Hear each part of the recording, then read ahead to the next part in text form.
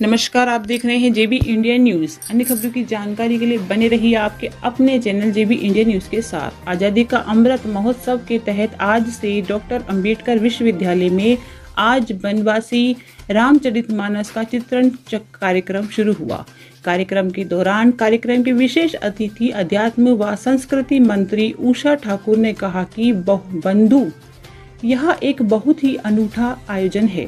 संस्कृति विभाग और तुलसी मानस प्रतिष्ठान के संयोजन में हो रहा है और प्रसंग है आज़ादी का 75वां वर्ष अमृत महोत्सव। देश की आने वाली पीढ़ी धर्म, संस्कृति और अपने राष्ट्र के प्रति अपने दायित्व को पहचाने और संस्कारवान बनाकर समाज में परिवर्तन और भारत को जगत गुरु बनाने के लिए काम करें। इसलिए ऐसे आयोजन किए जाना चाहिए। अयोध्या कांड की परीक्षा एक वस्तुनिष्ठ प्रश्नोत्तरी के तहत आयोजित ऑनलाइन होगी। रिजल्ट भी ऑनलाइन होंगे। संपूर्ण जिले में प्रथम आने वाले 8 लोग, जिसमें से 4 वर्ग के लोगों को लिया जाएगा और उन्हें हवाई यात्रा करवाकर अयोध्या जी के दर्शन कराए जाएंगे। वहीं हमारे सभी भाई बहन वंचित समाज के लोगों को अंत्योदय का लाभ जिस तरीके से भारतीय जनता पार्टी देने में जुटी है, उसी तरह समाज का अंतिम व्यक्ति भी रामचरितमानस का लाभ ले। वहीं कार्यक्रम के मुख्य अतिथि मंदाकिनी श्री राम किंकर ने कहा कि मध्य प्रदेश के महू से बाबा साहेब अंबेडकर सामाजिक विज्ञान विश्वविद्यालय से जो पहल शुरू हुई है, मुझे वास्तव में लग रहा है कि यह एक ऐसा शंखनाद हुआ है जो विश्व तक पहुंचेगा। इसके अंदर भावना है, समर्पण से कल्याण की, लोक कल्याण की भावनाएं हैं। इसमें प्रत्येक व्यक्ति की चेतना को जागरूक करते हैं, क्योंकि हम अपनी अस्मिता को भूल गए हैं। हम कौन हैं हमें नहीं पता। हमारे ऊपर पश्चिमी सभ्यता हावी है। यदि हमने हमारे वास्तविक स्वरूप सच्चिदानंद को पहचान लिया है तो हमारा सारा दुख अपने आप मिटकर समाप्त हो जाएगा। इसलिए जो अयोध्या कांड का चुनाव किया है कि राम कैसे राम राज्य साबित कर सके, स्वराज्य तो हमने पा लिया। अभी 70 वर्ष में हम महात्मा गांधी के दूसरे स्वप्न को डॉक्टर अंबेडकर ने जो चाहा था, वह राम जी का राज्य हमारे अंतर जीवन में भी हो। किसी भी प्रकार के दुख और सभी प्रकार की विषमताओं को मिटाने के लिए यह बहुत ही अच्छा आयोजन है। महू से बहुत ही अनूठा आयोजन संस्कृति विभाग और तुलसी मानस प्रतिष्ठान के संयोजन में हो रहा है और प्रसंग है आज़ादी के 75वां वर्ष अमृत महोत्सव में देश की आने वाली पीढ़ी धर्म, संस्कृति, राष्ट्र के प्रति अपने दायित्वों को पहचाने, सजग हो, संस्कारवान, शीलवान बनकर समाज परिवर्तन और भारत को जगत गुरु बनाने के लिए कामकाज में जुटे।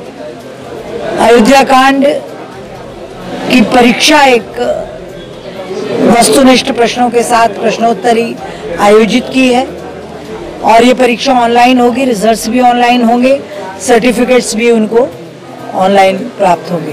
पर संपूर्ण जिले में जो सर्वाधिक क्रमशः 8 लोग अंक लाएंगे, 4 हम विद्यार्थी जगत से लेंगे और 4 जन सामान्य से लेंगे।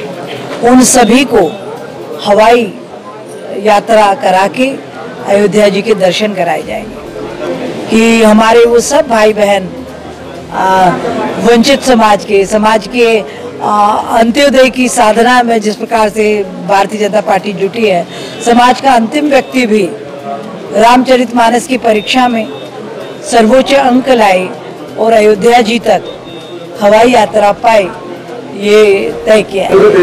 ये इसको 3 स्तर पे किया है। एक परीक्षा प्रदेश स्तर पे है, दूसरी राष्ट्रीय स्तर पे भी है और तीसरी अंतर्राष्ट्रीय स्तर पर भी है। कई बाहर से लगातार फोन आ रहे हैं कि हम भी इस परीक्षा में आयोजित करना चाहते। हमने कहा आपके लिए एक अलग लिंक डेवलप किया। मध्य प्रदेश के मऊ से डॉक्टर बाबा साहेब अम्बेडकर सामाजिक विज्ञान विश्वविद्यालय से जो पहल हुई है, मुझे वास्तव में लग रहा है कि एक ऐसा शंखनाद हुआ है जो दिग दिगांतर विश्व तक पहुंचेगा। क्योंकि इसके अंदर जो भावनाएं हैं समर्पण की है, कल्याण की है, लोक कल्याण की है और पवित्र संकल्प, पवित्र भावना से सही समय पे लिया गया है और उसमें कोई स्वार्थ ना हो करके प्रत्येक व्यक्ति की चेतना को जागृत करके, क्योंकि हम अपनी अस्मिता को भूल गए हैं कि हम कौन हैं और यही दासत्व हमारे ऊपर हावी है। अगर हमें ये अनुभव हो जाए कि हमारा वास्तविक स्वरूप सच्चिदानंद है, हम ईश्वर के अंश है, तो सारा दुख अपने आप वो दीनता समाप्त हो जाएगी। तो इसलिए जो अयोध्या कांड का चुनाव किया है कि हम कैसे राम राज्य स्थापित कर सके, स्वराज्य तो हमें मिल गया, पर ये 75वें वर्ष में हम महात्मा गांधी के दूसरे स्वप्न को डॉक्टर अंबेडकर ने जो चाहा था, तो वो राम राज्य कैसे हमारे अंतर जीवन में भी हो, जहाँ किसी भी प्रकार का न दुख है न दरिद्र, बैर न कर काहू सन कोई, राम कृपा विषमता कोई, सारी विषमता सब नर करे परस्पर प्रीति।